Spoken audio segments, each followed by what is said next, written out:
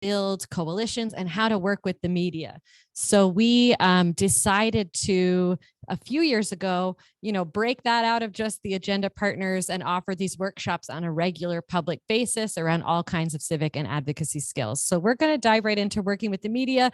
Deidre Williams from the Buffalo News, the City Hall reporter who we were expecting, just got called to cover something. So she could not join us in person, but she is hoping to join us on the Zoom at 1 p.m. So we'll have time for a back and forth with Deidre, hopefully as well.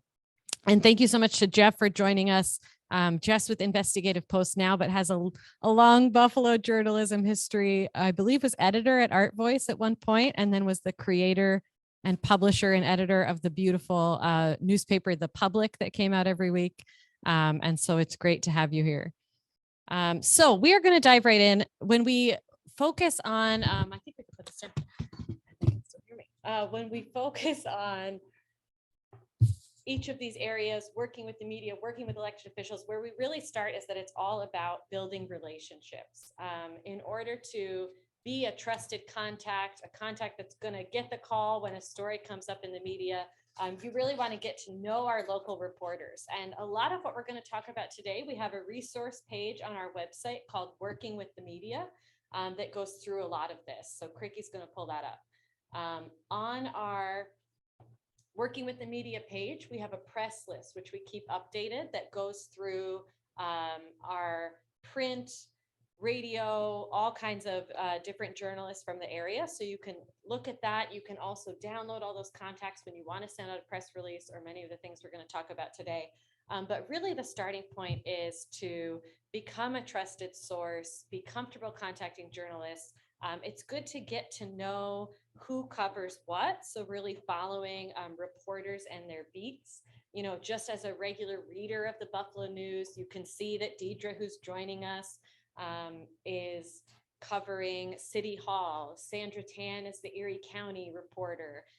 Matt Spina is the one who tends to always write about the Erie County jails and abuses and concerns there. Of course, you can see who the economic development folks are. Do you want to tell us? I think Investigative Post divides up your reporters according to some issue areas like that too. We do. Like each of us has a beat. So I'm sort of government politics with a focus on Buffalo and Erie County. But we're also kind of utility fielders. So I will also write about economic development stuff. I write about police stuff a lot. So we all have one main beat, but we also, because we're a small organization,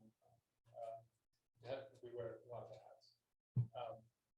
And it is absolutely valuable. It is like the first thing to do is to find out which reporter at an outlet has a past history of reporting on stuff that you want covered, because you want your best approach is back through the reporter who's going to do the story rather than through an assignment editor.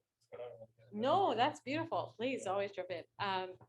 Yes, and we've also seen over the years, of course, reporters are very busy people. You can tell us about that. So if you want to have a story covered on your brilliant sounding medical device that we heard about, and you contact a reporter that doesn't cover that area at all, maybe if you know them, they might have time to say, actually, it's Susan who's most likely to do a story on that. I'll connect you to her, but maybe they're too busy to do that. So knowing who to go to is really important. And there's the press list that we mentioned. You can download this on our website. You can also reach out to us as PPG friends and partners too, to say, this is a story I want to get covered. Who's someone that is interested in this issue as well. We also really encourage partners across elected officials, their staff, and when we're talking about the media too, to not be worried, to just call up or email a reporter and ask them to go out for coffee, ask them to have lunch. Seamus, I know, runs all these beautiful bike rides every week all summer. You could say, hey, come see what Slow Roll is about and come join us on a bike ride. So really having that personal interaction. Sometimes it's great to sit down with a reporter, again, that's on a beat, on an issue area related to your work, and just find out, what are you researching right now? Here's what we're working on. Here's what we're hearing from partners. We'll do that sometimes, even if it's not a story that we're ready to share or a report that we're ready to publish. But if we're hearing anecdotally over and over, this keeps happening in Buffalo City Court, this keeps happening, partners are telling us that, maybe the reporter has information to share with us so that we can learn, is that a real issue that we should dig into and learn more about? So having that back and forth can be really valuable. We also wanted to talk then too about that kind of inside track of the idea of when you want to get a story covered, you can sometimes offer a news outlet an exclusive on it or an advance coverage. So this applies a lot to Partnership for the Public Good because we release reports and fact sheets and publications. So we can contact a local news outlet and say, 1 month from today, 2 weeks from today, we're launching a new study on evictions in Buffalo. How many people are evicted? What happens to them? What did we learn from observing hearings in housing court? Would you like an advanced copy of the report?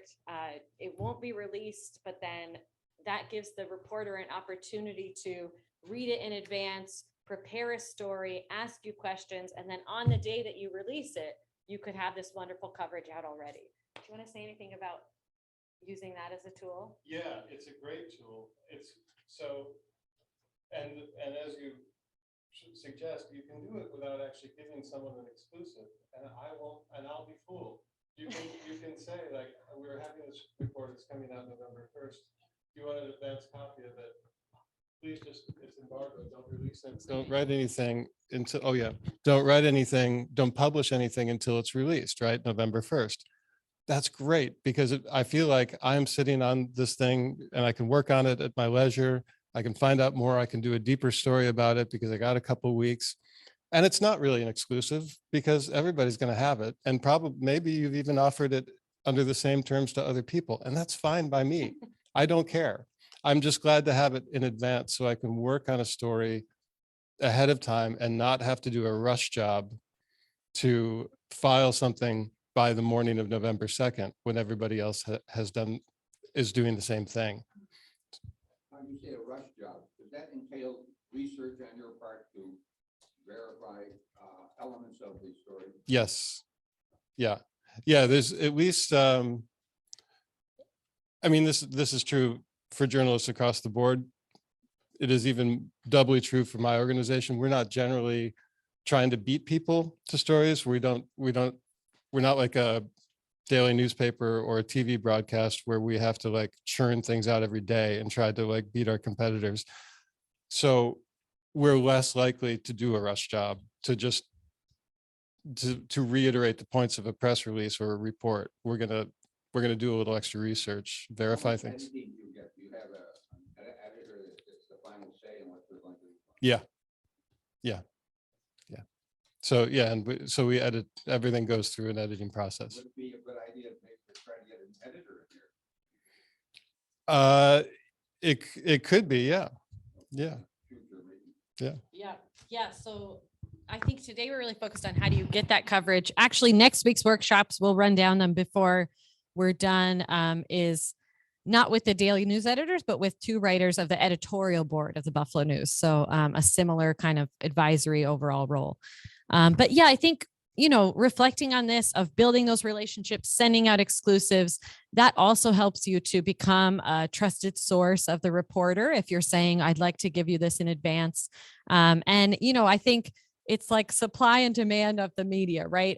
What we're going to talk about in a little bit is organizing your own media events, holding press conferences, how to get the media to come out. But a really great way to get coverage for your issue is just to be the person that they call about it, right? So that's a lot less work than organizing a big press event. If the Buffalo News is going to write about a particular issue, housing affordability, we want them to know to call a couple people from PPG who work on that issue. And then, we can become the folks quoted regularly on that throughout. So again, don't be afraid to keep calling them, talking things over. We wanted to do a quick review of kind of how best to prepare for a media interview. If you get a call, I'm a reporter, I'm working on this story, I want to talk to you about it.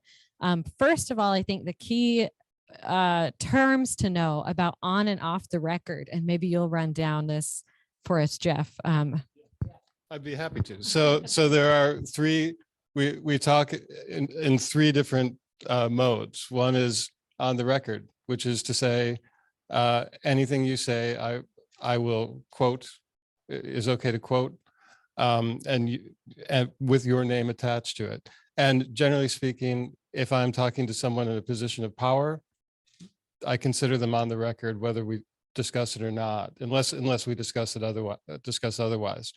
Like if I call a councilman, unless he says, can we go off the record? And I agree, that conversation is on the record. Okay, so that's an entirely public conversation available to me to use in my reporting.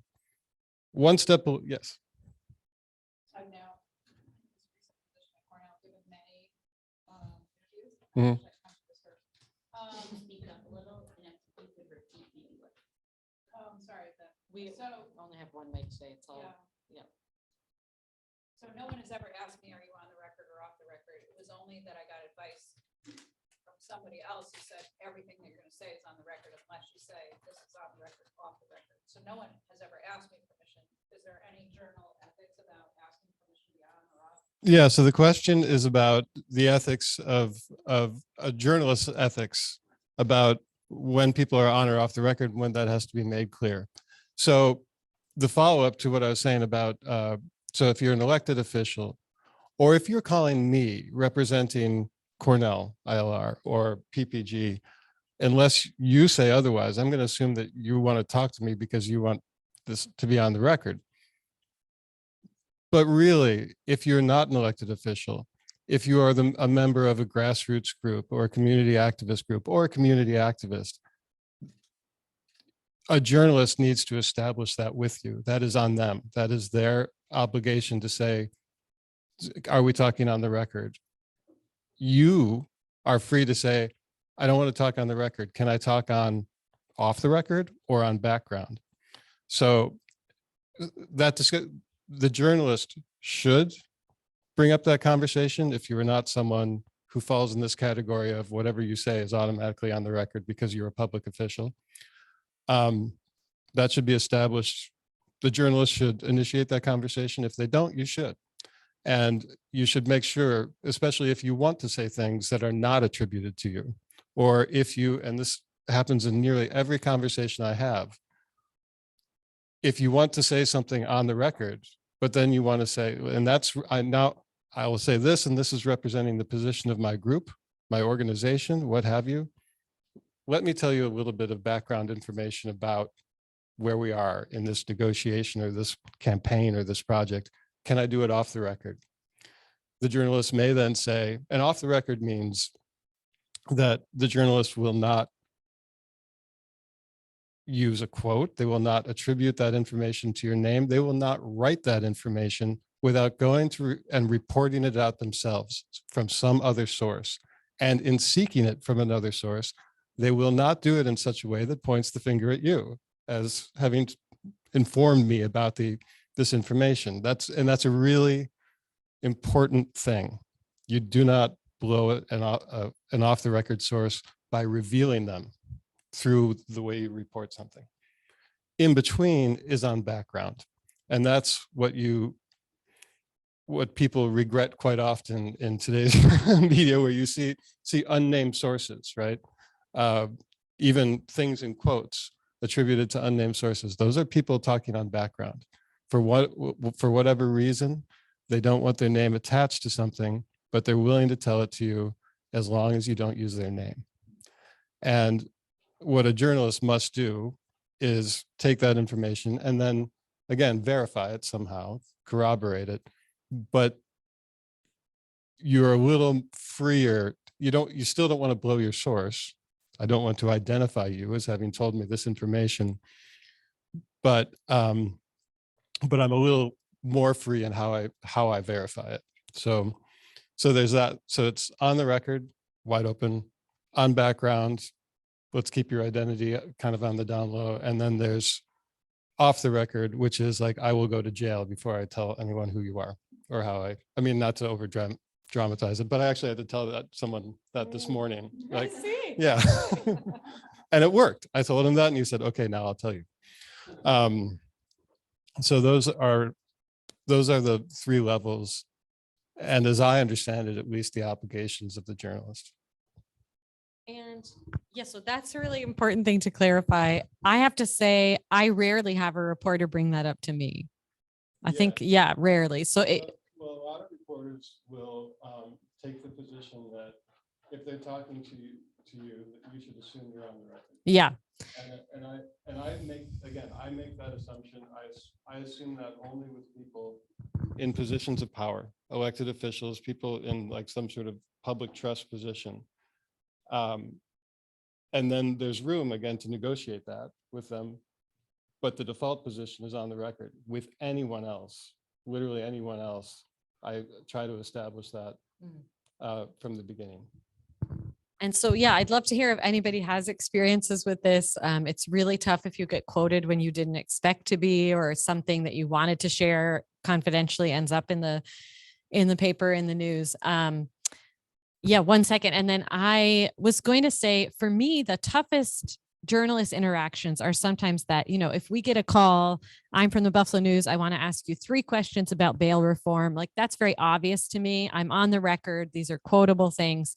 We also have it sometimes where a reporter, and this is the relationship building that we want to have happen, but a reporter will say, I'm just starting to look into this issue. Can I come in and talk to you about it? And then it's a 30 to 50-minute conversation. And I still have the sense that they could quote anything, but it's really informing their research and the direction they're going. They're sometimes audio recording it. So that's why I have that sense that it could be quoted. And that's what I find the most challenging, because I feel like this should just be on background. I'm informing the direction they're going to go. We're having this big, long conversation about it, but I have to be so careful with every sentence because I feel like anything could be quoted. And then just to say, I've had that in that instance a few times. I've taken the chance to ask, can you run the quotes by me that you're going to pick, since we talked for so long? And they never will do that. I have the answer to your question is this. When you have a conversation like that, when a reporter says, yeah, I'm interested, like you send a press release or you make a call and they're like, yeah, I'm interested. Could you tell me more? And comes to your office and you sit down, or you meet for coffee, whatever. And I take out my recorder and I start recording what you ought to say.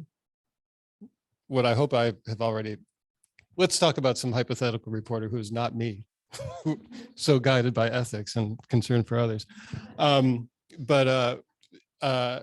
Is listen, can we talk on background first so I can tell you the whole story and everything I know about it?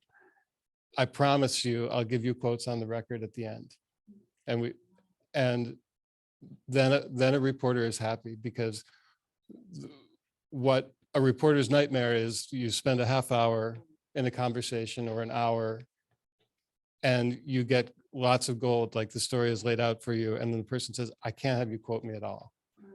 And, the reporter might be like, oh, we should have negotiated that at the beginning. Again, that's on the reporter, not you. So you shouldn't feel guilty about it. But if the reporter doesn't establish that, do that. Say, listen, I want to tell you the whole thing, everything I know. And but then I'm going to give you our actual quotes at the end. And that way the reporter knows they're going to walk away with the things they need to build a story. More than they might have gotten otherwise. We better run this around. Welcome having context to them in a certain subject area.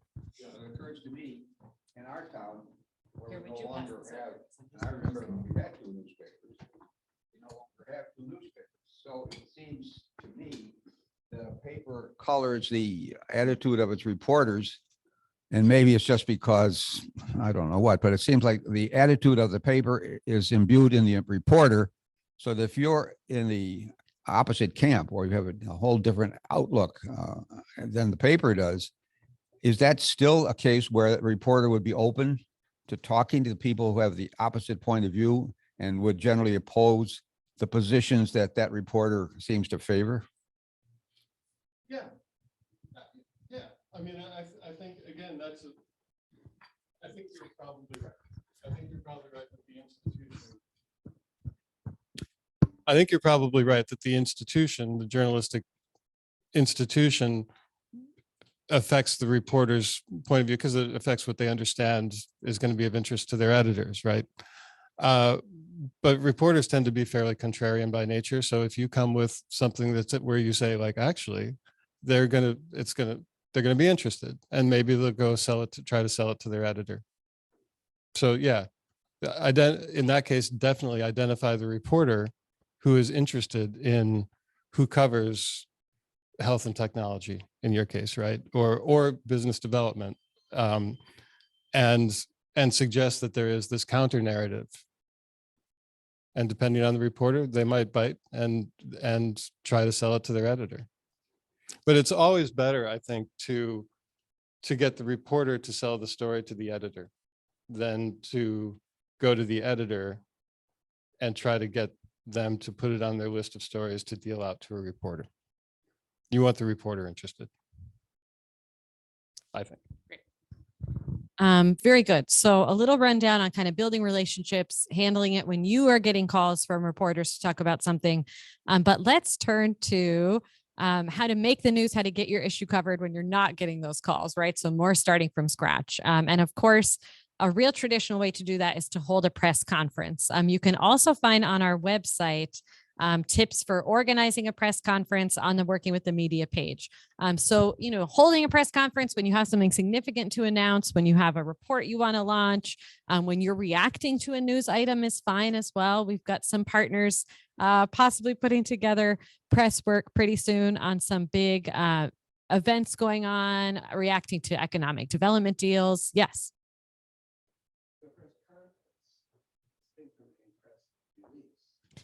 Is more of a in-person declaration or presentation of a fact. Yes. So the question, in case folks couldn't hear, was the difference between a press conference, which is kind of an in-person event, and a press release. And there's actually, for a lot of us and our partners in the work, kind of a 3-step process here. So if you want to hold a press event, a press conference, and those can be really creative and very different things, which we'll talk about. But very often the first step is to send a media or a press advisory. And there's a sample here on our website as well. So that looks like really laying out what is the event, really the classic who, what, when, where, what's happening, what are you announcing, where will it be, when and where should the press go? So that's really the basics. You write that up with all those facts, send it out to our press list, which you can download on the website, and then make sure you're doing follow-up as well. So calling individual outlets, emailing individual reporters, asking them to come. So this is a sample if you want to make that bigger, Cricky, maybe. Of when all the way back to 2016, we were launching a report around police reform. And so, real basic, keeping it really short, giving a good headline, clear of what's going to happen, and then sharing who's going to speak, and why is this important. So you're giving all of that to the news sources. And we have on the press list too, the kind of news desks and editors as well, who can decide this is something to send a reporter to. So that's can be step 1. Step 2 can then be the actual event that you're inviting folks to. Again, in some cases, that's the classic press conference. Come out to the steps of City Hall, have 3 or 4 speakers speaking to a city policy, city law, city issue.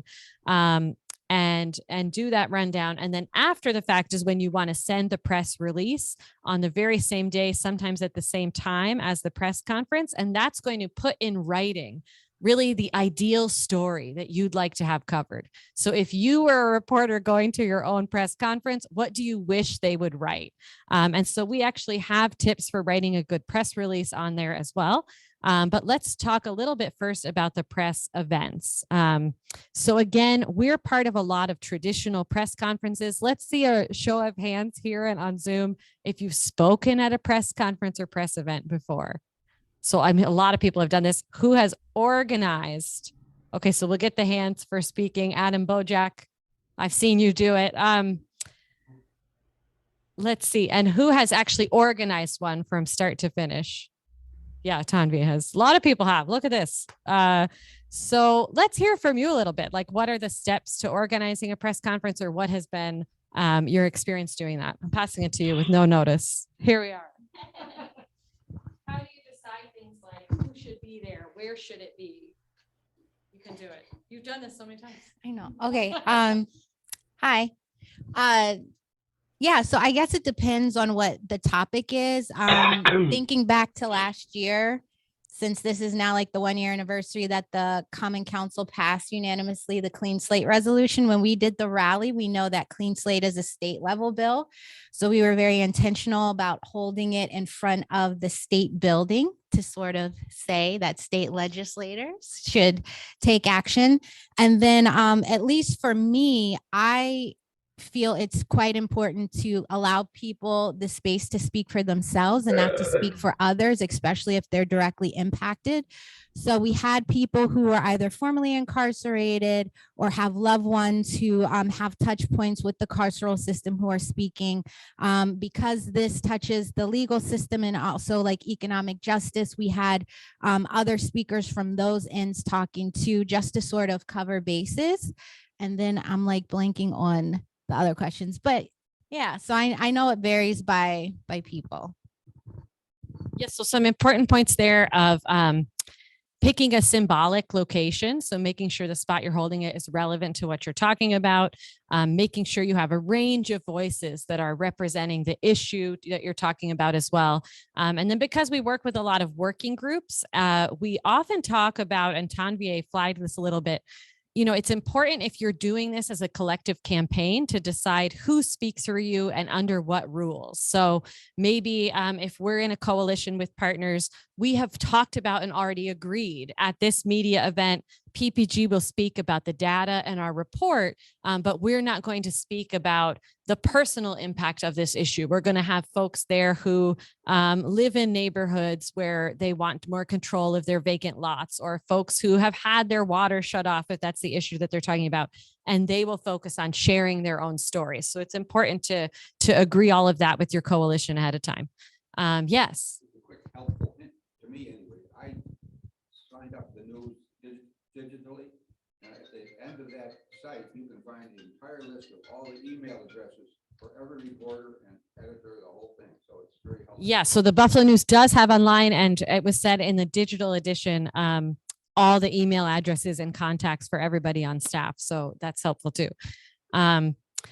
So yeah, other folks who have been part of like a creative press event, because it's important to remember too, it doesn't just have to be standing there. That's a very good thing to do, and you will get coverage. We often say if you hold a press conference and no media come, the only person who's going to know that is you. So it's fine. And also nowadays, you know, we often have partners who will do Facebook Live at the press conference and stream it anyway. So it's worth doing. Very often you will get 1, 2, 3 media outlets coming out anyway. But we've had partners do really creative things. I recall in the past, we had partners, for example, working to improve school food.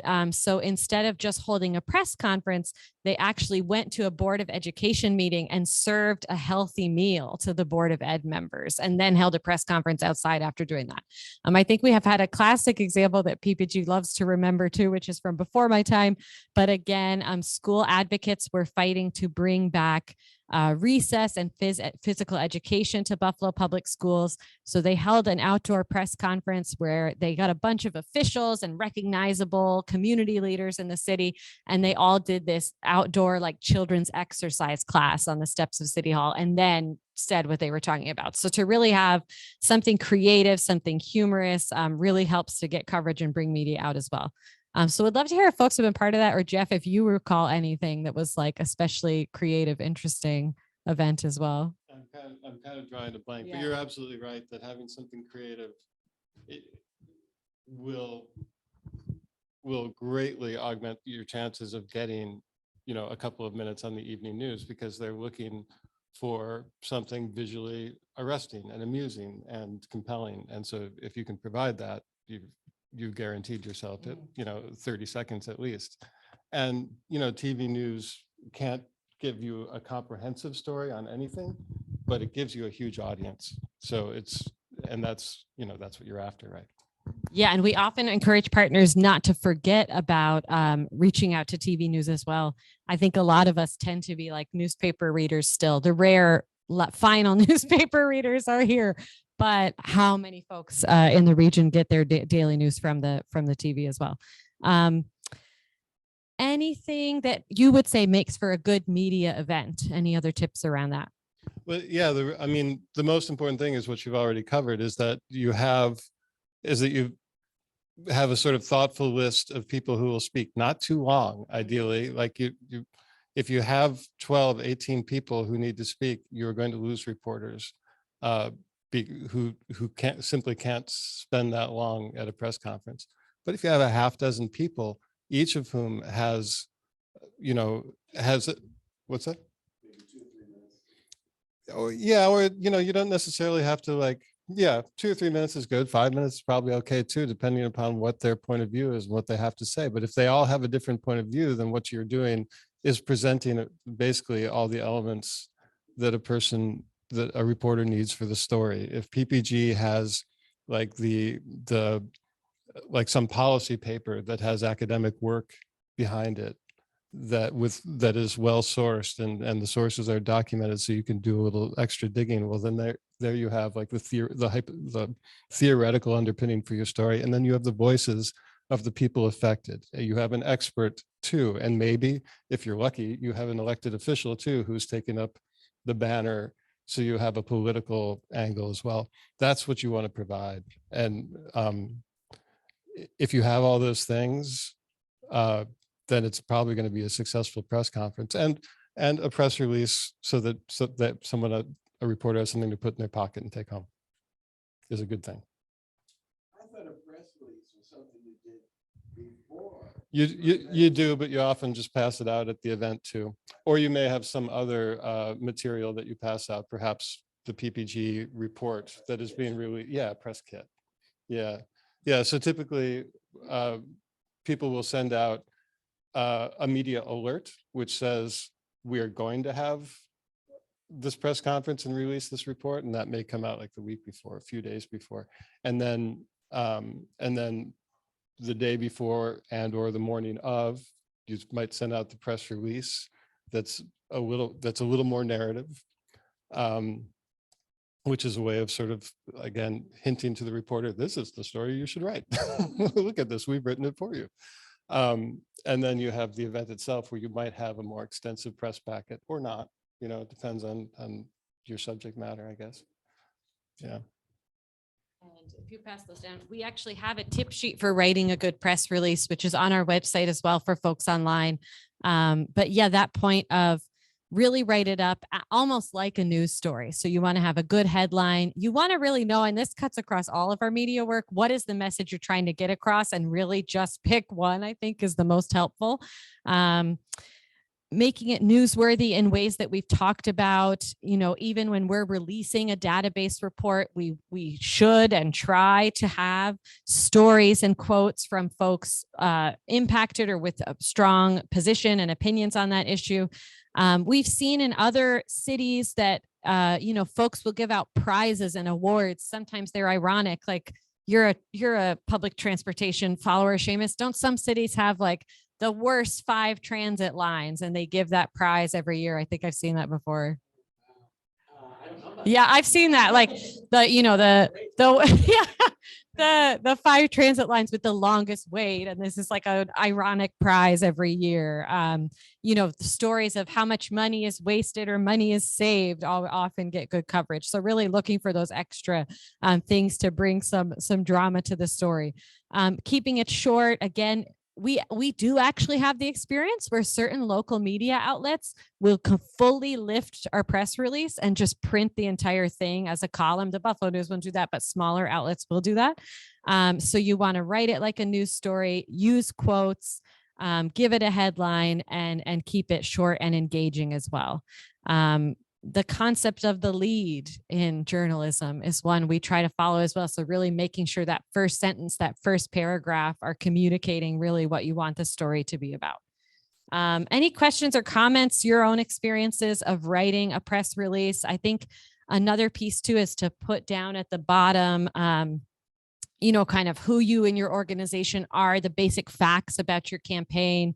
That's a paragraph you can have and repeat throughout the year and adjust it as needed. But that also gives reporters and media outlets who aren't familiar with you that background that they might need to put into the story as well.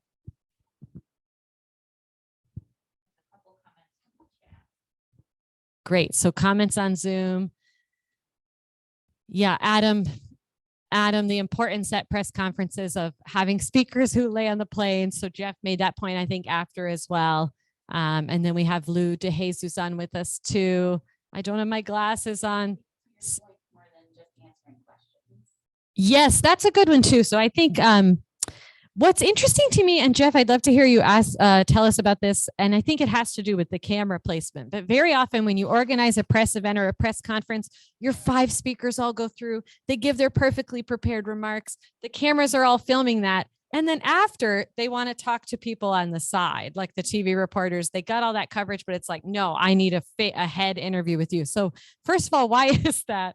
And then I think to this point, maybe a few tips around doing those media interviews, whether it's a reporter or a print reporter or one-on-one with the camera.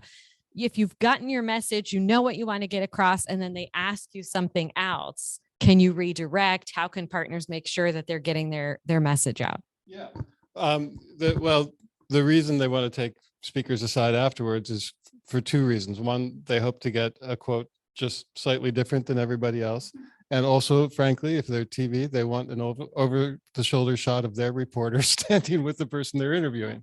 You know what I mean? So that it's actually it's an editing thing. It's a style thing. That's part of it. They want their reporter's voice asking a question, and they want the response.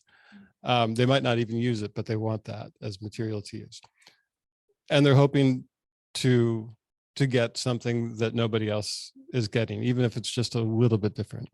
Because just if I can add really quick, I've seen it before where like all this work and energy goes into the media event, and partners like have all prepared their remarks. By the time that's done and you've gotten through the 5 or 6, I think everyone's like, oh, finally we did it. And then they come up with the TV one-on-one interview, and your kind of partners are not quite ready for that, or you're thinking, I already just gave my perfect message. Now I'm having to do it again. But very often that's the clip that they use, is that one-on-one. So it's almost like I've seen and reflected, we got everybody there. We all said our messages perfectly when we were all on the steps of City Hall. And then mostly what gets used are these little after the fact clips. So I have reflected, maybe we need to do a better job of preparing everybody who's going to speak, that could be part of it. And you want to treat that equally as important and make sure you're repeating your key messages there, even if it would be okay to say the same thing, basically, because I'll say, like, so when I go into an interview with somebody, typically I'll have like a half dozen prepared questions that the conversation may range all over the place, but I'm going to try to route myself back to getting those 6 questions asked. And it may end up being 8 or 10 by the time the interview is over. Similarly, the person I'm interviewing, I imagine that they have 3, 4, 5, 6 points that they are determined to get across. And if you have those outlined in your head or hopefully on paper, don't feel shy about sticking to that. Like, answer the question you want to be asked. And if you are asked a question that you can't answer, or it is the job of someone else in that press conference or organization to answer, don't try to answer it. It's okay to say, I don't really have an answer to that. Maybe you want to talk to this person. Do that. That's helpful. It's not, no good reporter is going to be turned off by that.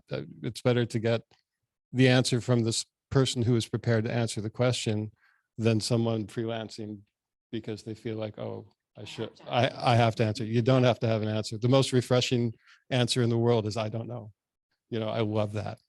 Yeah, that's really helpful too, because I've personally felt that pressure on your reporters that you have to have an answer. So that's good. Yeah. Isn't the most refreshing answer? That's a great question. No, because whenever someone says, that's a great question, I think like, why aren't you answering it then?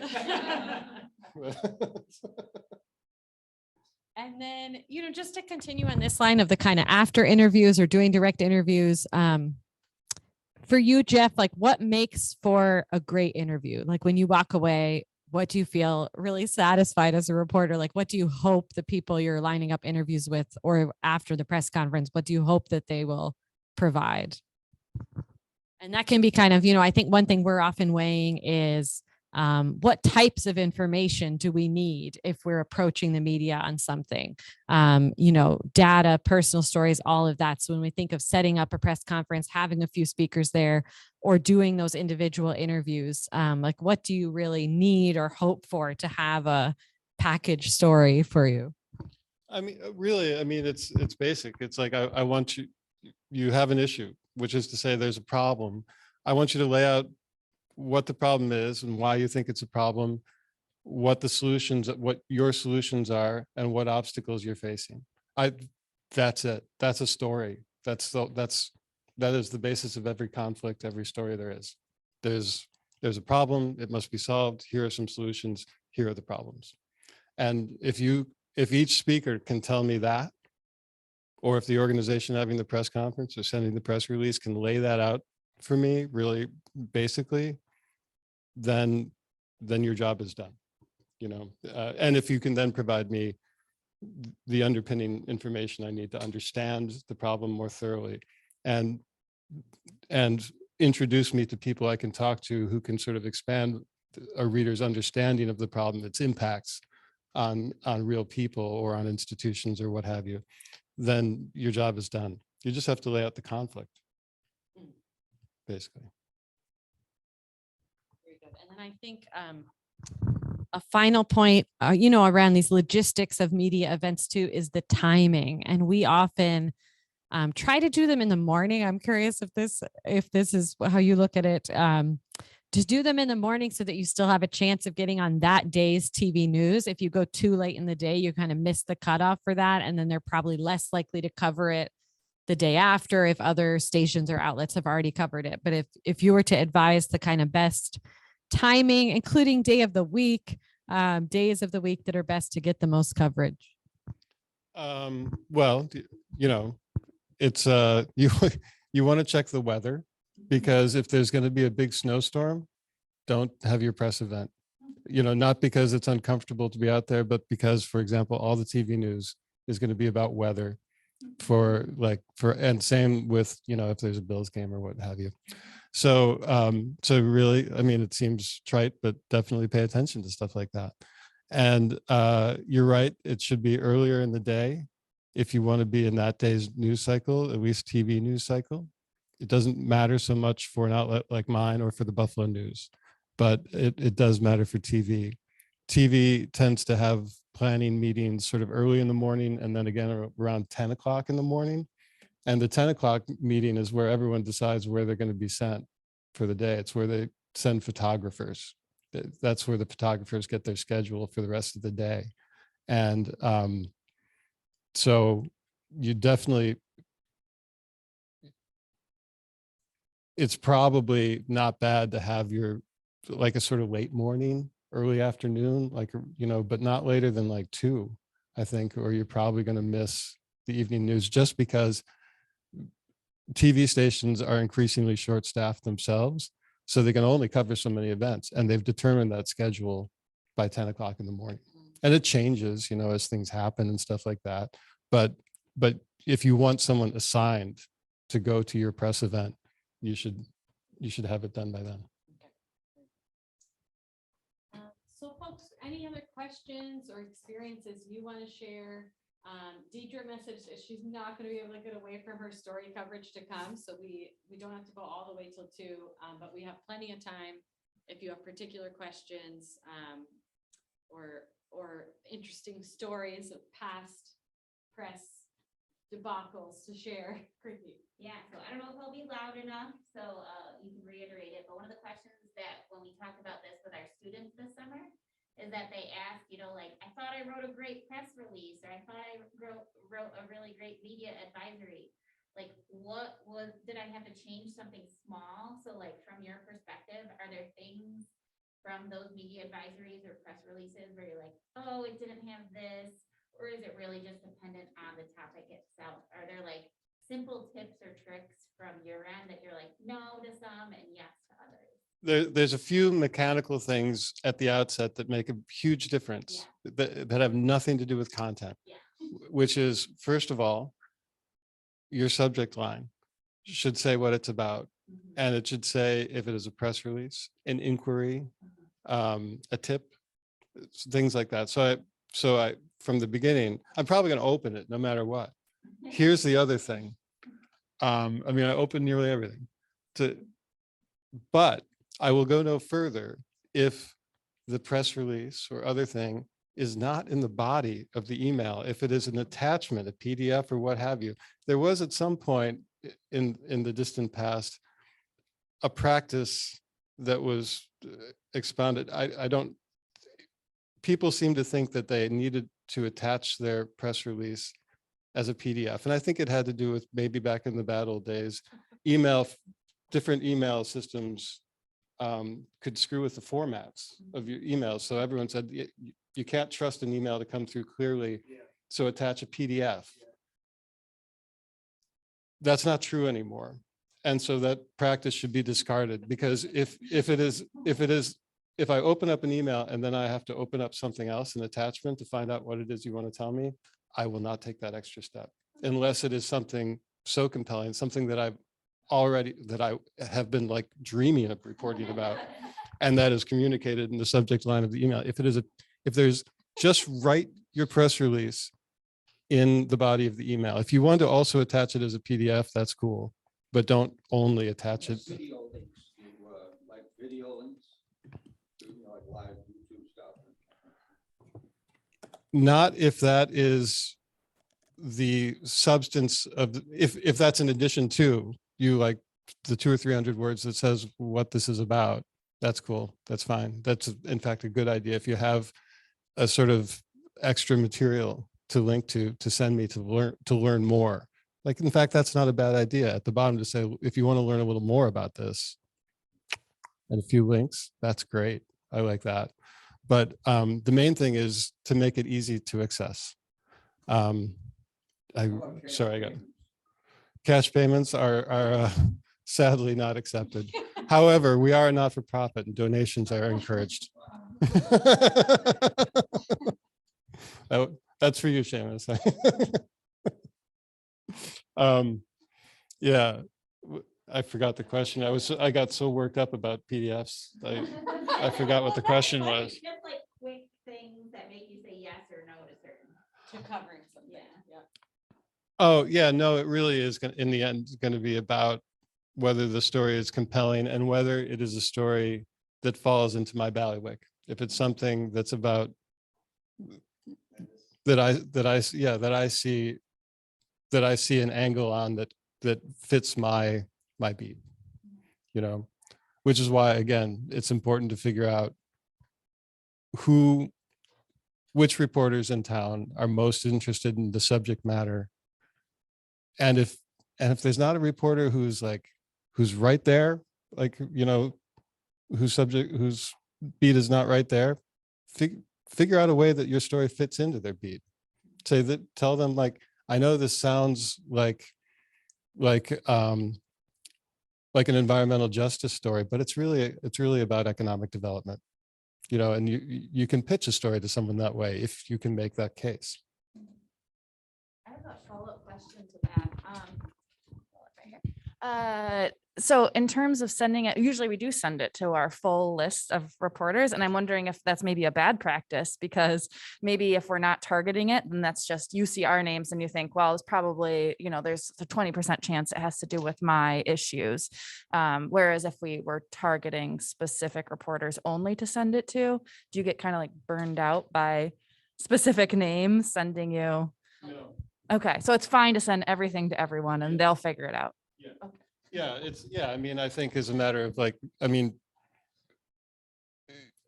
maybe it's my job to get an exclusive, to be the reporter who breaks a story, but it's your job to get your story out, and so don't do me any favors that undercut your mission. You should send it to everybody. And I think most reporters that I know,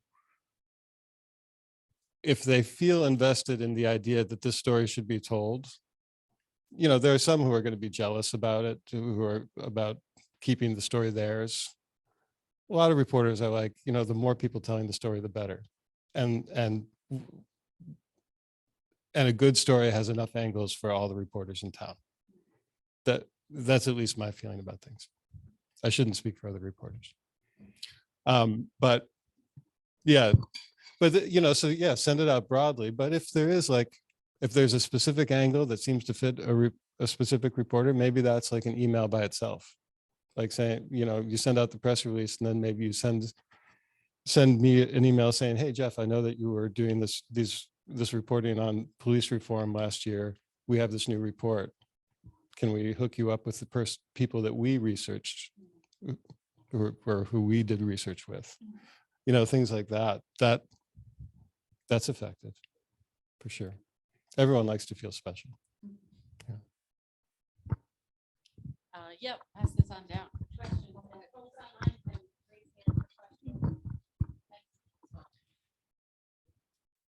Yeah, hi. I just wanted to add, I keep thinking about the point that Lou made in the chat on Zoom that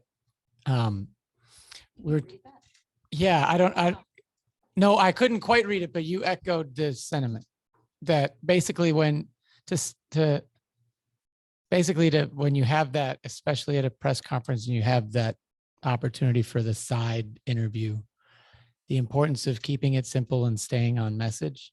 That's a lot of time where they might try to bring you into their narrative that they want.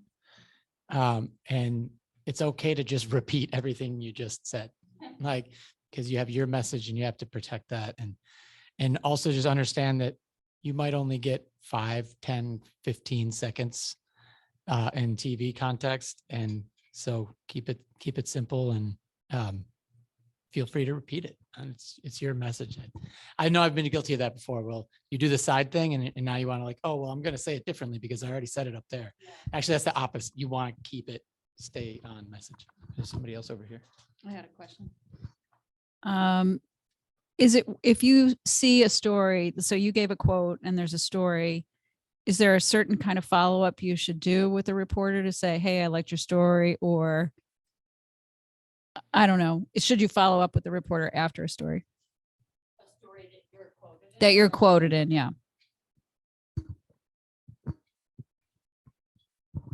Yeah, why not? Yeah, it'd be nice. It'd be nice if you like the story, or then it's wonderful to write back and say, thanks, that was great. Or, and it's also fine to write and say, thanks for doing the story. These are some things that you might consider if you do a follow up, blah blah blah. You know, that's good. Feedback is good. For one thing, it will reiterate to the reporter, this is someone to go back to next time I'm writing about this subject. And that's really, you know, that's important. And, you know, PPG is an example, is at least for me, very successfully made themselves into that. Like if there is a story that I think there's even an inkling of a possibility that PPG has a researcher, a fellow looking at, I'm like, better check, better see if they're doing things. Because they will have done a day's work. They will have saved me several days' work. Yeah. You know, very possibly. But I like that question, Kathy, because often when I've been quoted in something, I have felt like, does it cross an impartiality line or something to after be like, hey, thanks, that was great, you featured our work. But it's good to know that it's not an issue. Yeah, exactly. Yeah. Well, the opposite side of the coin, where you didn't like the story, and you thought that Chet, one of our members, that she called the reporter a snake. I thought she was on my side, and then when she read the story, she thought she Misquote. Okay. So, no, nothing. But they usually won't do that. But yes. Reporter, and somebody says, you did them in, is it just human nature, you know, care too much, or it was their fault? So for folks on Zoom, yeah, how do you give feedback, or what do you do when a reporter you feel kind of misused and misrepresented in the story? If you feel like you were misrepresented or misquoted or basically badly used, yeah, I mean, maybe don't write to the reporter, you snake, you know, make your case, you know, in a rational way, and then maybe the reporter will listen and we'll listen and learn from it. But yeah, I think it's worth, if indeed you have been misused, that you should put it on the record that you were with the reporter. And if it's really egregious, like really egregious, like they burned like they burned down journalistic ethics, you should tell their editors. Yeah. You should tell an editor if a reporter is doing egregious stuff. No, in New York State, it's what's called a one-party state. So only one party of any conversation needs to know that it's being recorded. Actually, you can be recorded in a conversation, even if you said, please don't record.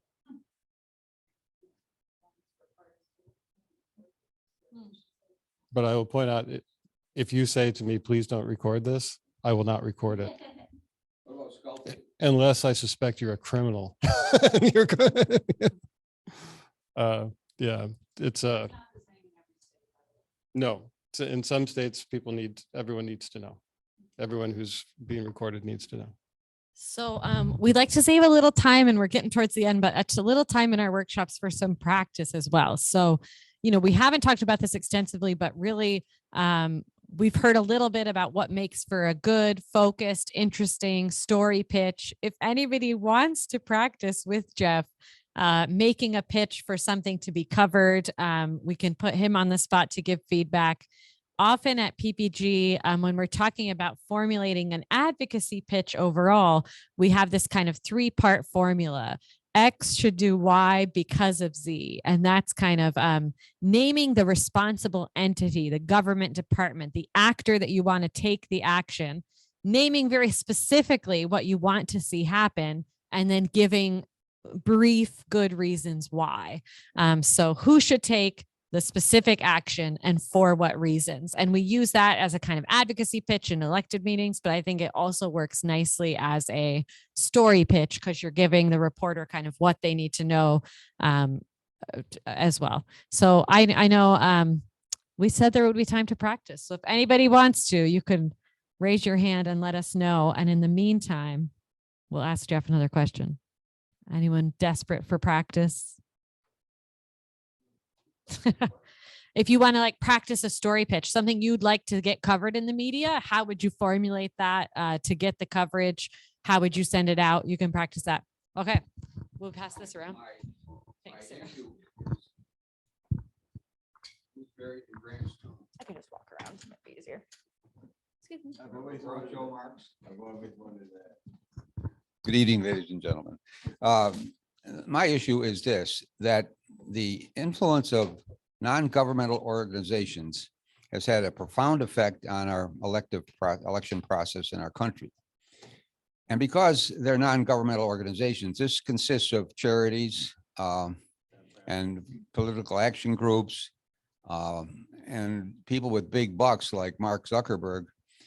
People with influence can use their power of organization to give things to the elective offices, because the government's become so big that the congressmen themselves, they have big staffs that have to research stuff. So it's far easier for them to have somebody lay stuff out for them that they can understand and pass along. For example, let's consider the whole question of the truth of climate change. Now, it's gotten to the point where everybody assumes that climate change is a valid point, and if you bring it up, no more discussion. However, that's not true. Yes. Because and your story pitch right now. Here, let's pass the next step. Okay, I'll give it back, I promise. Oh, yeah, sure.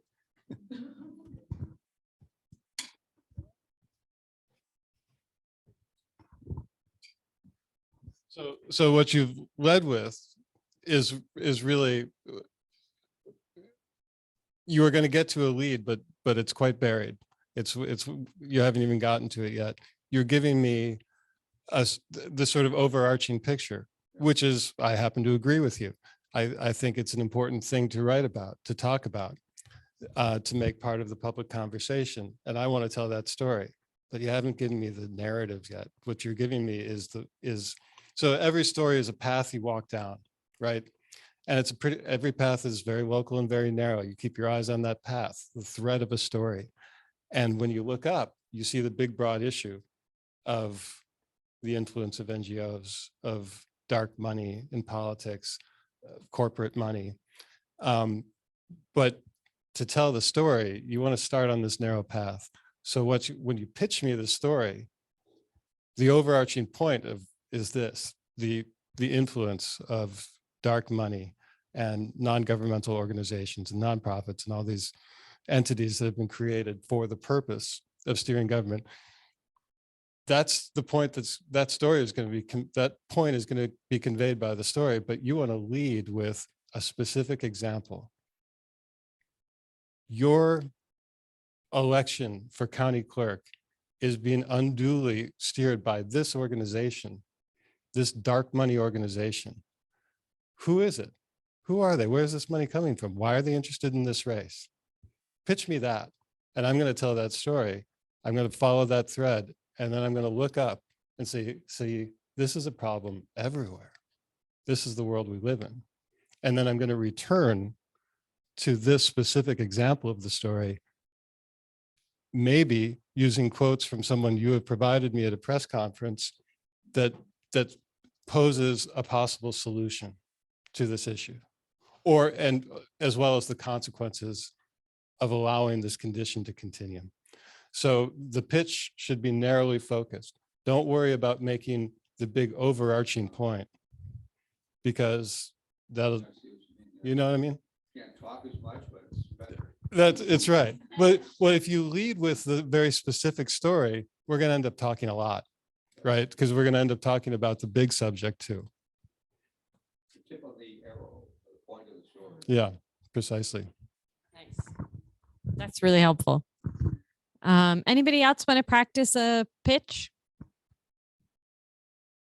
Zoom here. Pitch or son of pitch.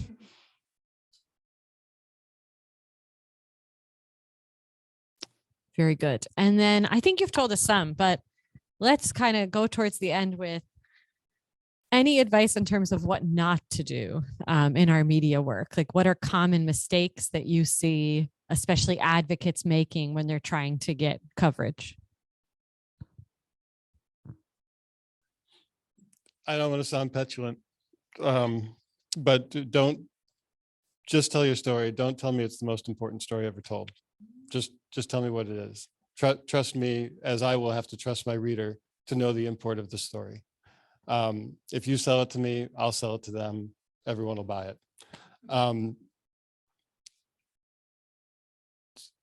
Don't tell me how the media is ignoring the story. I'm part of the media. You're telling me I'm ignoring your story. You're practically instructing me to ignore you. Don't do it. You know, the media does ignore stories. There are lots of perfidy in the media. A lot of it, though, has to do with people just being like, you know, overstretched and having attention deficit disorder or whatever. You know, it's not some big conspiracy. Don't lead with that. Lead with like, we are collegial. We're colleagues here in trying to get this story out until it is proven otherwise. Which point, you know, Seamus can probably tell you a bit more about that.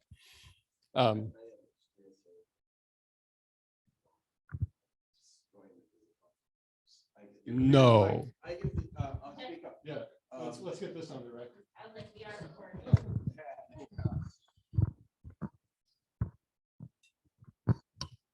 Well, maybe I just don't know how to read my digital Buffalo news, but I've been for quite some time now. See, I'm a Yankee fan, and so I've been thinking, what is wrong with their sports writers? The Bills, the hockey, the lacrosse, the high school, and then they have nothing about the Yankees. And then Aaron Judge just hits his 61st or 62nd home run, which is a huge record. Now I'm looking at the special, it's just not a goddamn word about it. I got it on the phone and I was, trying to call. Oh, 37 minutes before we talk to you. Well, but we'll call you back. Well, no, they didn't. And I just wanted to ask them, I said, is there a conspiracy? What is this? And On YouTube, though, the Yankee highlights are on YouTube every day. well, I know, but I don't go to YouTube. I go to the Buffalo News and they have nothing about baseball, it seems to me, or nothing about the Yankees. It's the New York team. So I'm trying to get answers from them and no one's given me an answer. Although I did notice, I think we have a lot of partners could list a lot of issues they don't see covered in the paper and in local media overall. Yeah. So the question is how to get those issues in. I don't know how you can get more Yankees coverage, but I think what we've talked about today is how to get more coverage of certain local partners. Well, yes, I know. Yeah. I just wanted to mention. Yeah. And the other thing I would say in terms of like your initial approach is like do keep it to like a sort of simple skeleton of the narrative when you first pitch it, but with a hint of the resources that might be available if I accept this invitation to talk to you about the story. Don't like flood me with paper right away. Wait for me to ask to be flooded with paper. And like if a reporter bites and is assigned to the story, hopefully that's what they will ask. They will say like, send me everything you got, but don't send them everything you've got until then, because you might bury your lead. You might bury your story particularly if you send like, here's this report and it's, 150 pages long. I think you'll find it interesting. Just tell me a little bit about it first. Very good. Any last thoughts you want to share? I don't think so, but any questions? That's great. Yeah. Which is what I said, because we're talking about public policy and advocacy and things like that, it seems to be a pretty dominant. But whether it's a cultural organization like we are, we're an educational organization, nonprofit, what is our message? What we want to get out? I guess number one would be things like, we have an event coming up, at the end of October. It's called this. He's going to be a speaker by this name, and he's going to try to communicate ideas. We would want something like that in the paper, and one of those little sidebars, like things that people see it. Oh, that's interesting. Yeah. Stuff like that. And but you can't really call it urgent political dynamism or something like that. No, but there are ways to try to like slot it into whatever the civic conversation is at the moment, right? You can say that this speaker is going to talk about this subject, and this is an interesting conversation to have because this and this and this is happening right now, and so you can, and maybe if you can, if it's possible, if the speaker agrees, say he's available for an interview.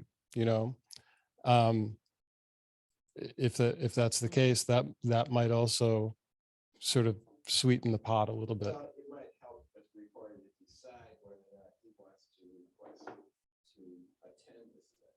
Right. And we're gonna give Samantha the last question here. I was actually kind of glad that we talked a little bit about mechanics. I have a background in public relations, and so this, like the style of writing is very familiar to me.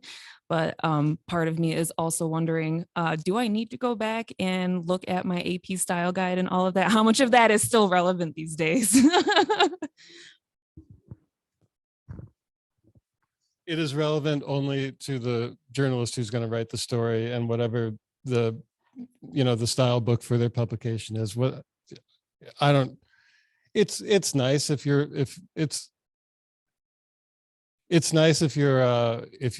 press release is grammatically correct and doesn't have any mistakes in it. That's awesome, but no one's going to throw it in the garbage because you've split an infinitive. So I wouldn't worry about that so much. Yeah, that's right. That's right. Yeah.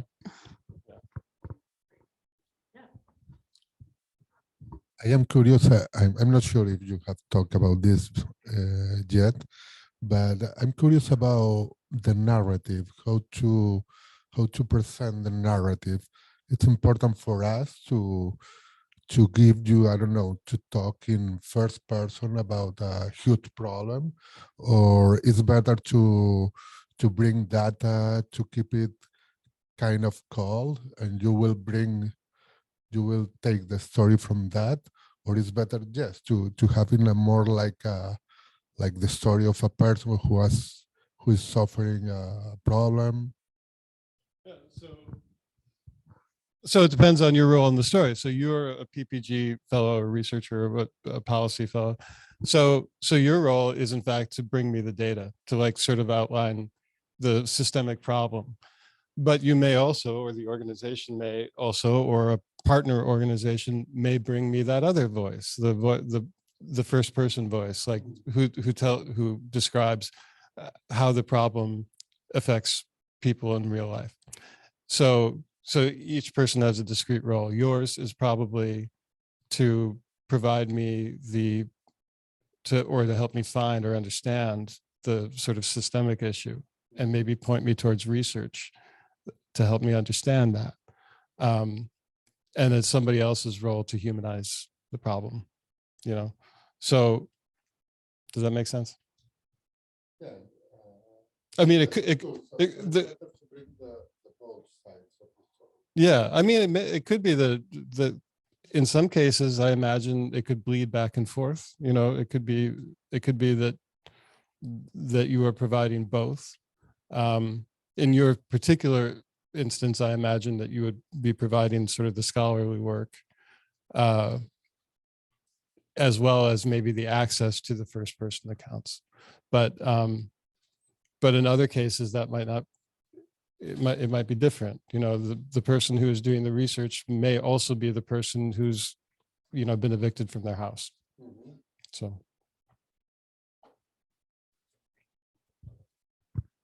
Great. Well, thank you so much, Jeff, for your time and for accepting the solo hot seat of journalism since Deidre couldn't make it.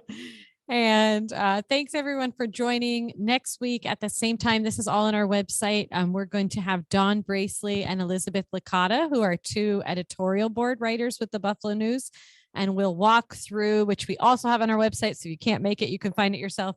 But walk through what are types of opinion pieces and letters to the editor that local outlets accept. How do you submit those? What are the word limits? All that stuff. And then Dawn and Elizabeth will give their tips for writing powerful letters to the editor, and also for a tool that I think we don't use enough, which is requesting editorial board meetings and trying to influence the official position of the main paper. So feel free to join us next week. And then the following week, we will have the third session around, we talked a little bit about it today, but diving much deeper into how to prep for TV and radio interviews, because I think that's one of the most stressful parts of these attempts as well. So thanks, everyone. So nice to have you back. And thanks, Jeff.